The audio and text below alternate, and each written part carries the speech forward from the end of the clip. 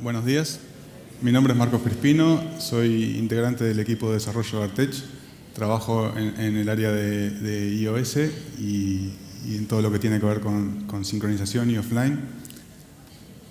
En la charla de hoy voy a tratar de explicar un poco cómo funciona la sincronización. La idea es hacer una charla corta y después dejar espacio para preguntas. Si estuvieron antes en la charla de Martín, ya estuvieron viendo algunas cosas de offline y de sincronización. La idea es profundizar un poco más. Y como ya explicó Martín, el caso de las aplicaciones offline es el caso de aplicaciones que están ocasionalmente desconectadas. Son aplicaciones que pueden funcionar aunque no tengan conexión, pero que requieren generalmente de un servidor centralizado de donde obtienen los datos y hacia donde envían las modificaciones, ¿no? En ese escenario es fundamental el mecanismo de sincronización, ¿no? Y como ya vimos, GeneXus lo resuelve de forma automática. La sincronización, como ya vimos, la inicia siempre el dispositivo. Por lo tanto, hablamos de receive, que es traer los datos desde el servidor al dispositivo, y hablamos de send, que es el envío de los datos hacia el servidor.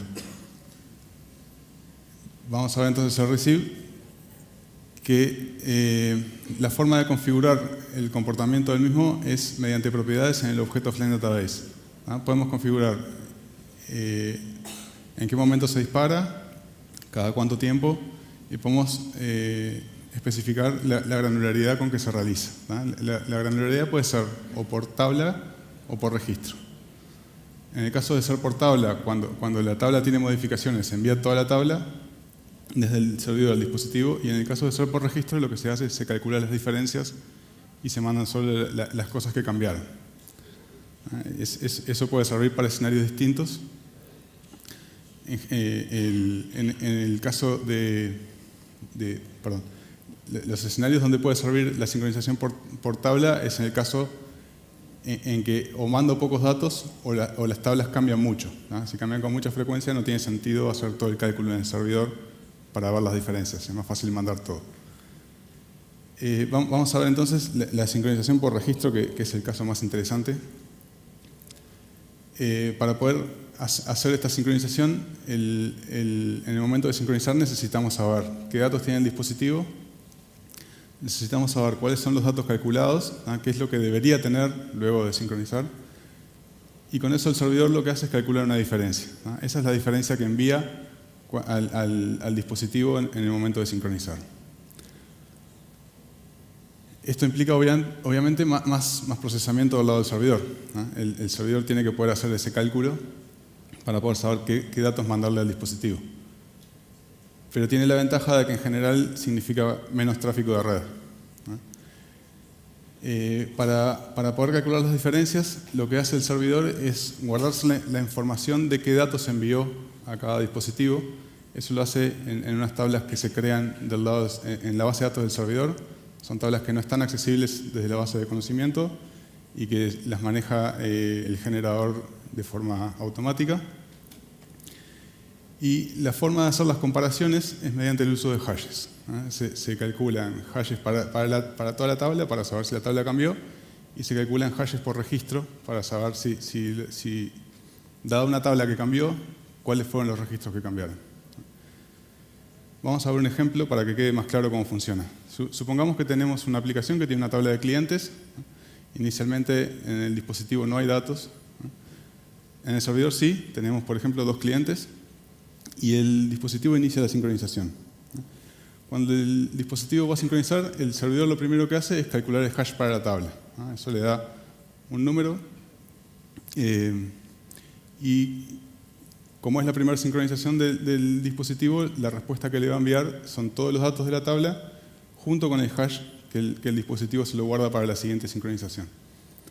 Además de esto, el servidor se va a guardar en las tablas auxiliares que le decía la información de, para ese hash, cuáles fueron los registros que le envió al servidor, ¿no? Supongamos que después pasa el tiempo, la tabla de clientes en el servidor cambió. Ahí tenemos una modificación, un registro borrado y un registro nuevo.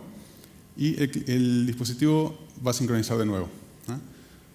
Va a sincronizar de nuevo, pero esta vez, como ya tenía datos, le dice cuál era el juego de datos, le manda el hash que identifica el juego de datos que tenía desde la última sincronización. Con eso el servidor vuelve a calcular el hash de la tabla para poder comparar. Obviamente le da distinto. Y con la información que tiene actualmente, más la información que tenía guardada de ese juego de datos, calcula las diferencias.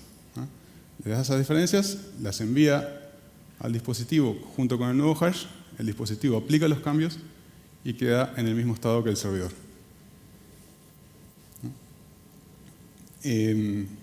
Obviamente el servidor se vuelve a guardar el nuevo hash con el nuevo juego de datos para la próxima vez que sincronice el dispositivo, saber calcular las diferencias nuevamente. Así que en el receive lo que vimos es que hay propiedades que determinan en qué momento se realiza, que puede ser de forma automática o a pedido del usuario.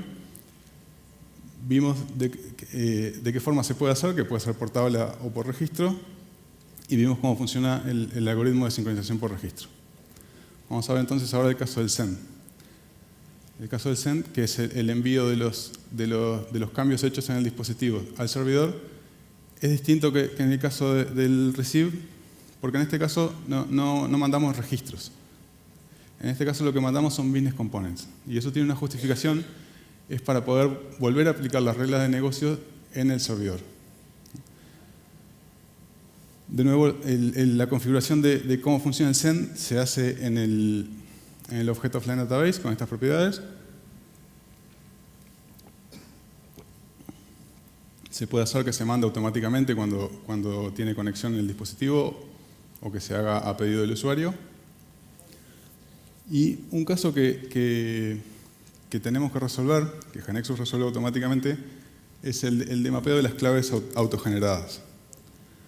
Cuando hablo de autogeneradas me refiero a atributos que tienen propiedad autonumber o a claves primarias de las tablas que se calculan, por ejemplo, mediante un procedimiento. Como el cálculo se hace tanto en el dispositivo como en el servidor cuando se envía, la clave que se genera puede llegar a ser distinta. Además, esas claves primarias pueden ser usadas como claves foráneas en otras tablas. Y es importante que las relaciones se mantengan. Y como les decía, puede ser que cambien de valor en el servidor. Vamos a ver un ejemplo entonces. Supongamos que tenemos nuestra aplicación. En el dispositivo ingresamos un cliente, ingresamos una factura que corresponde a ese cliente y hace el envío hacia el servidor. Cuando llega al servidor, va a aplicar las operaciones en el mismo orden que se hicieron en el dispositivo y por lo tanto lo primero que va a hacer es el insert del cliente. Pero esta vez el cliente se vuelve a enumerar en el servidor y queda con otro identificador distinto. En ese caso, no podemos hacer el insert de la factura como venía, porque va a quedar referenciando a otro cliente, obviamente. Como GeneXus sabe que esas tablas están relacionadas, actualiza la información del cliente antes de hacer el insert en la base de datos y lo graba con el ID correspondiente. Y además de esto, cuando responde al dispositivo que estuvo todo bien, le avisa además cuáles fueron los cambios que tuvo que hacer en las claves primarias y en las claves foráneas. El dispositivo entonces aplica esos cambios. No es una recepción de datos, es solo para los datos que envió, aplica los mapeos que correspondan.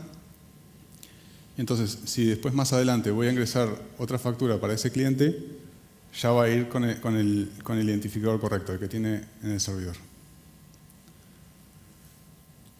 Otro tema que tiene de diferencia con el receive es el tema de los errores. En el receive puede haber errores, ¿no? Puede haber algún error de conexión, por ejemplo, que no se termine la operación, pero en ese caso no es grave porque simplemente volvemos a iniciar otra sincronización y va a traer los datos nuevamente. En el send puede haber también problemas de conexión y en ese caso se reintenta el envío más adelante, pero como lo que estamos aplicando son business components y tienen reglas de negocio, puede ser que también dé un error una de estas reglas de negocio y no se pueda hacer la operación en el servidor. Una sugerencia es tratar de que estas cosas no pasen, ¿no? Porque es mucho más fácil resolver los problemas en el servidor que correr el riesgo de perder datos si no pudimos enviar alguna información y eso quedó ahí perdido en el dispositivo. En todo caso, son cosas que pueden pasar y hay forma de manejar los errores. Ahí tenemos mecanismos tanto del lado del cliente como del lado del servidor. En el cliente tenemos una API, la Synchronization Events API, que lo que permite es consultar cuáles son los business components que falta enviar al servidor, así como ver los que fueron enviados y volvieron con algún tipo de error. Ahí podemos ver el mensaje de error que dio el servidor, así que el usuario del lado del cliente podría ver por lo menos qué fue lo que pasó. Y desde el lado del servidor, el programa que hace la sincronización llama a estos dos procedimientos que se pueden modificar. Ustedes pueden hacer su propio manejo de errores del lado del servidor. El primero es onPendingEventFailed, que ese se llama por cada business component que falló, ¿no? Y lo que se manda es la información de ese business component. Y el otro procedimiento es AfterEventReplicator, que se llama al final de todo, y lo que se le pasa a ese procedimiento es lo mismo que se le va a enviar al dispositivo. Es toda la información de todos los datos de la respuesta completa de todos los business components que vinieron en ese envío. De esa forma, si hay datos relacionados, si falló uno y queremos ver qué relación tenía con otro dato, podríamos manejarlo en este procedimiento. Así que bueno, con respecto al send, vimos las propiedades, que ya las había explicado Martín también.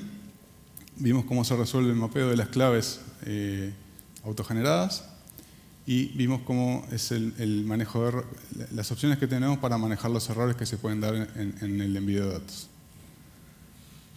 Así que bueno, si tienen preguntas de sincronización o de offline, está acá Martín para contestar. Así que si tienen alguna duda. Oscar.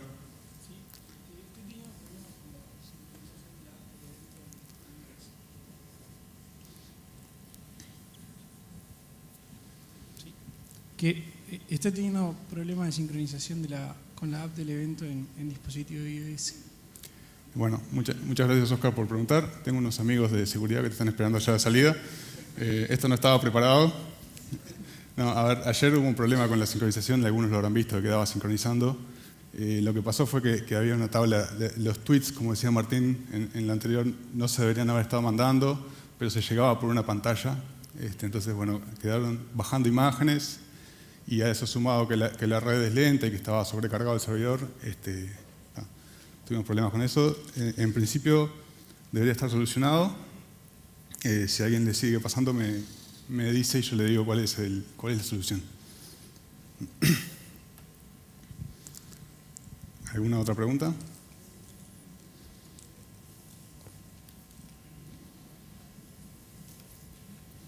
¿En algún momento se tiene pensado hacer sincronización por campo, digamos, para cuando tablas muy complicadas solo mandar los campos que se cambiaron? ¿O eso ya se hace automático? No, eso lo pensamos, sí. Nunca lo llegamos a implementar. Tiene una desventaja que, bueno, precisa mucho más procesamiento del lado del servidor y mucho más cálculo. Para calcular las diferencias hay que hacerlo por campo y no por registro. Puede ser bastante más costoso. Y además puede hacer que la base de datos del dispositivo cambie con más frecuencia, ¿no? Porque recuerden que la base de datos del dispositivo se arma de acuerdo a las tablas que se llevan. Si lo hiciéramos a nivel de campo, la cantidad de variaciones que podría tener los campos que se usan en la aplicación offline podría ser mucho mayor y estar cambiando con mucho más frecuencia la base de datos del dispositivo. Es algo que sí lo pensamos, lo tenemos que seguir discutiendo, todavía no tenemos un plan de implementarlo. Sí, porque podría hacerse a petición de uno del programador, decir, campo tal y tal. O sea, que no lo calcule automático, sino que yo le diga cuáles son los que quiero actualizar. Sí.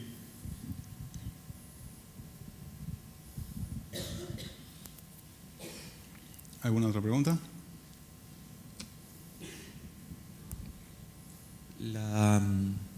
Cuando hace la sincronización en el dispositivo y reemplaza el ID, ¿eso lo hace en un solo nivel? Porque podría tener un nivel más abajo, o sea, un detalle de eso. Sí, debería funcionar también para transacciones de 2 niveles. Sí. Y si el ID que quiere reemplazar ya está ocupado dentro del dispositivo, también Ahí Bueno, se quedaría en una recursividad. Sí, ahí no lo va a poder reemplazar, obviamente. Igual es un caso que es difícil que se dé, ¿no? Porque en general es un dispositivo, si el dispositivo no muere automático, son muchos menos los registros que se ingresan al dispositivo que los que se ingresan, digamos, en los N dispositivos que pueda haber. Es raro, es pero difícil, podría es difícil que pasar. se dé. Podría pasar, en ese caso no está resuelto. Gracias.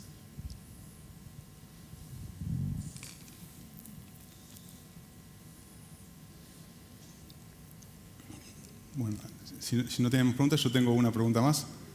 Un tema que nos preguntan bastante es el tema de seguridad. ¿Qué pasa con los datos que están almacenados locales en el dispositivo? Y desde el punto de vista de seguridad hay varios temas, ¿no? Uno es el tema de la comunicación de los datos, ¿no? Fundamental en las aplicaciones, no solo en offline, en online también uso HTTPS, ¿no? De forma que el canal de comunicación esté encriptado. Otra cosa que también nos pregunta es qué pasa con la base de datos. La base de datos es un archivo que está en el sistema de archivos del dispositivo. Tanto en iOS como en Android, si está en la memoria interna del dispositivo y si el dispositivo tiene código de bloqueo, los datos están encriptados, eso lo hace mismo el sistema operativo. En Android tenemos también la opción de tener la base de datos en la tarjeta de memoria y en ese caso está completamente desprotegida. Va a haber una charla mañana de Gerardo Canedo de seguridad que va a estar hablando de seguridad offline, así que si a alguien le interesa el tema puede ir, creo que es 11:45. Y bueno, una recomendación es que si tenemos datos que son realmente sensibles, tratar de no mandarlos al dispositivo, ¿no? ¿Alguien más? ¿Alguna otra pregunta?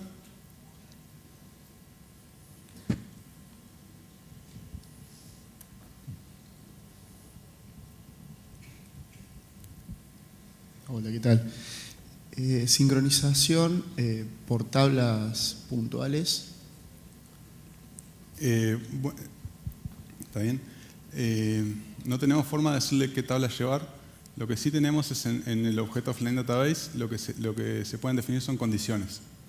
Si vos lo que tenés es una tabla que no querés que se lleve y por algún motivo en la navegación, no sé, por decir algún ejemplo, no es una tabla, llega por tabla extendida, pero esa tabla no te interesa que se lleve porque sabes que no se va a usar en ningún momento, podrías poner una condición que nunca se cumple. Por ejemplo, ID igual -1. En ese caso no te va a llevar registros de esa tabla. Pero tampoco te va a llevar los registros relacionados, ¿no? En realidad estamos llevando los registros por tabla extendida justamente para tener consistencia de datos, ¿no? Tener todos los datos relacionados en todas las tablas. No sé si tenés un escenario donde usarías. Sí, se podría, pero en caso que yo en la tabla, en el Smart Device, tuviese registros, Sí. ¿no me los va a eliminar? No. Bueno, perdón. Sí.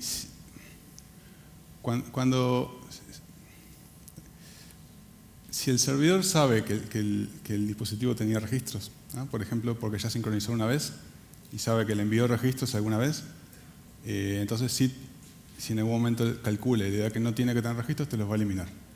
Si el servidor siempre le dio que no tenía que mandar registros, o sea, supone que el dispositivo no tiene registros y son registros que se ingresaron en el dispositivo mismo, entonces no te los va a borrar porque no sabe qué es lo que tiene. Perfecto, gracias. ¿Alguna otra pregunta?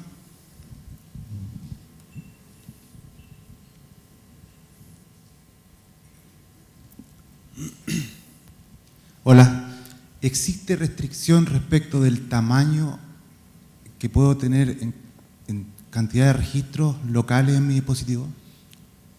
Eso depende mucho del tipo de registro que tengas. En realidad, la base de datos no tiene restricción de tamaño más que la memoria del dispositivo.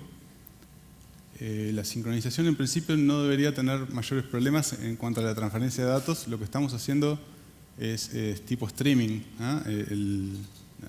No baja todo en memoria y después lo procesa, va bajando y va procesando de a poco.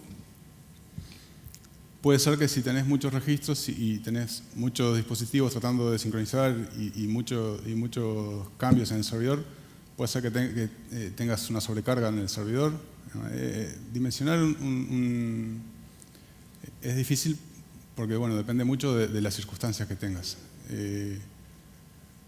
No te puedo dar un estimado.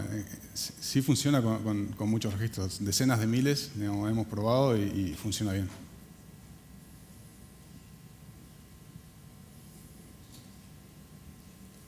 ¿Alguien más?